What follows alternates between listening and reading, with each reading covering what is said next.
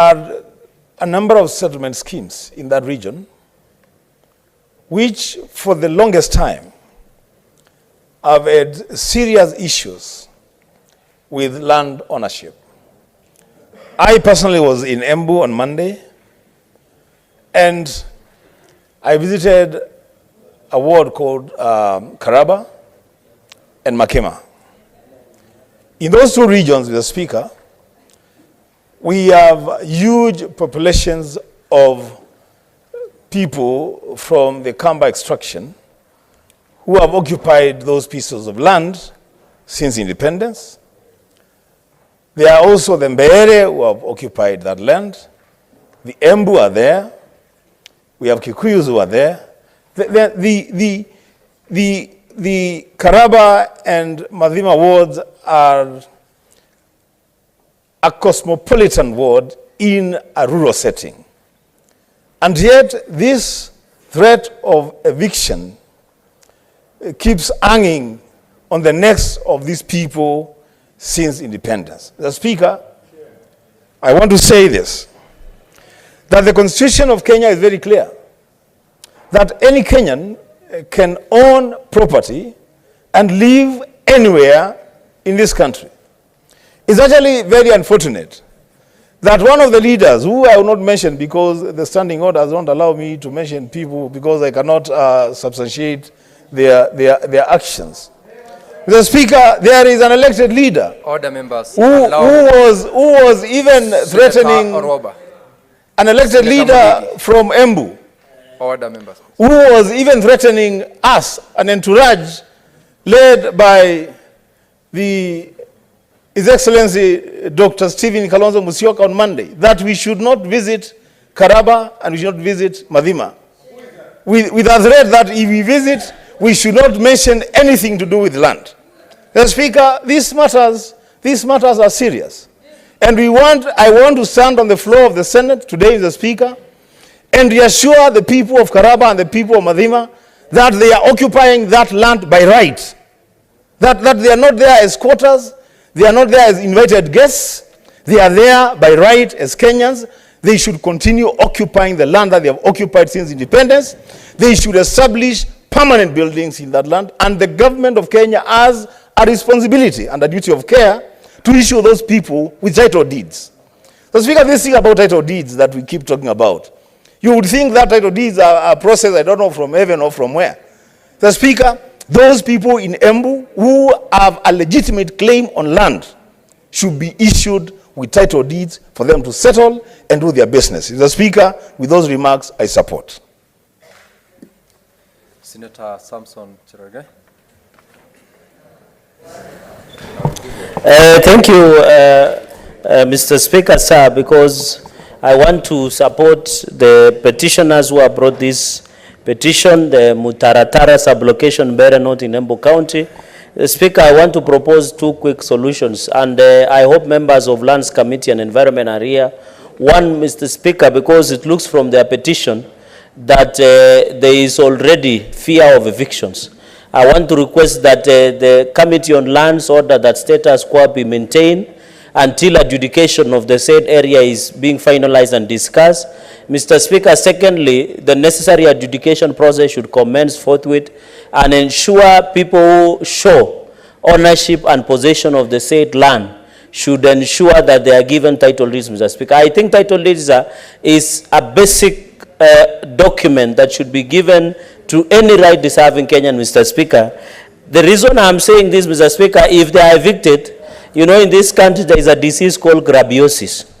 Mr. Speaker, if they are evicted, we cannot know who will be allowed back to the said area that is occupied by these said individuals from Mbeere North and in Embu County. Mr. Speaker, the issue of boundary, I hope and we believe that the county boundaries bill should be processed forthwith to ensure that whenever there are disputes concerning boundaries, Mr. Speaker, it should be resolved at any given chance, Mr. Speaker. Therefore, Mr. Speaker, I support this petition. The prayers that has been given by these people of Mutarantara sublocation, Mr. Speaker, is within their right.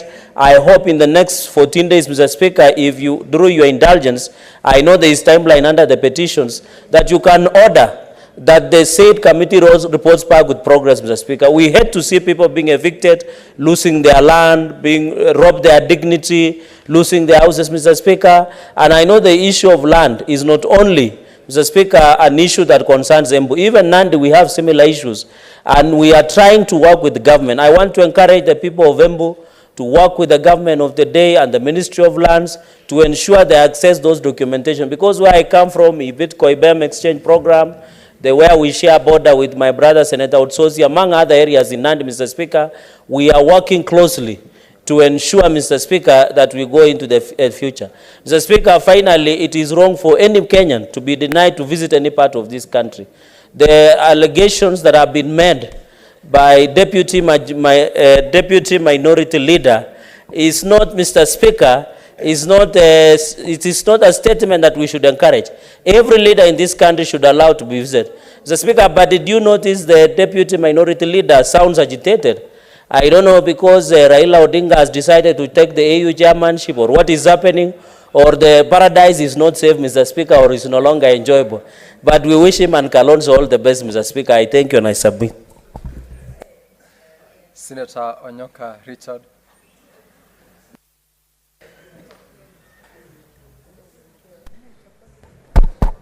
Asante ndugu Spika. Nimesikia ndugu yangu Mheshimiwa Cherargei kila wakati akizungumza. Tena nimeanza hivi karibuni kufikiria kuwa kila wakati anapozungumza siasa anakumbuka mzee Raila. Sijui kama akiwa kitandane na bibi yake, kama Raila huingia hapo katikati akamsumbua akaharibu hewa yake. Lakini kwa kuja kwa kinagobaga, ndugu Spika, ningependa kusema hivi. Kuna jambo ambalo limeletwa kwa hili jumba la Seneti. Na hili ni swala ama masuala ya ardhi. Zamani tulikuwa nafikiria kuwa masuala ya ardhi na wasumbua wakaaji wa eneo la Pwani. Tulikuwa nafikiria masuala ya ardhi inawasumbua watu wa eneo la bonde la Ufa, ama masuala ya ardhi yanasumbua wale watu ambao ni wakaazi wa Nairobi. Lakini ndugu Spika, shida tunayo hapa nchini kwetu ni kuwa swala la ardhi lazima tujipange, tuhakikishe kuwa hili jumba la Seneti ukichukua kamati ambayo inahusika kwa hili jambo, tujaribu kutafuta suluhu ya kudumu ili tuweze kusuluhisha shida ambazo tunazo kuhusu ardhi za nchi yetu ya Kenya. Ndugu Spika, ukiangalia hili jambo, ugumu wake umeingia tena, haswa ukiangalia kuwa Rais Mheshimiwa William Ruto ameleta jambo ama ameleta ratiba ama mpango wa kuanza kujenga manyumba katika maeneo wakilishi ama katika kaunti zetu zote nchini Kenya. Ukienda eneo la bonde la Ufa kule Trans Nzoia, juzi kulikuwa na matangazo kuwa rais alisema wale ambao wana mashamba, zamani yalikuwa mashamba ya kiserikali ambayo yalikuwa yanasimamiwa na idara ya jela, yarudishwe kwa serikali. Mheshimiwa Spika, ukija uangalie hapa Thika kuna shida na shamba ya Del Monte. Mpaka wakati huu hatujapata suluhu. Ndugu Spika, ukitoka hapo ukienda bonde la Ufa, ningependa kumpa Mheshimiwa Cherargei na wenzetu kwa sababu wamefanya kazi mzuri. Ukienda Kericho, wakaaji wa kaunti ya Kericho na kampuni zile ambazo zinakuza chai wameanza kuzungumzia swala la ardhi katika eneo la kaunti ya Kericho.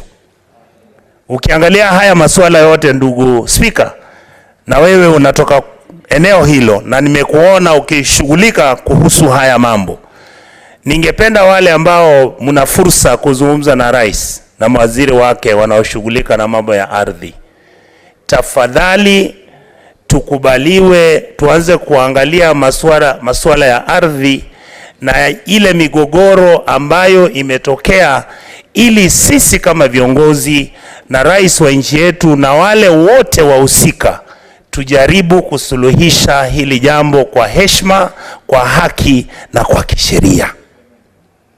Hilo ndilo jambo ningependa kuuliza ndugu zangu wale mko hapa. Hili jambo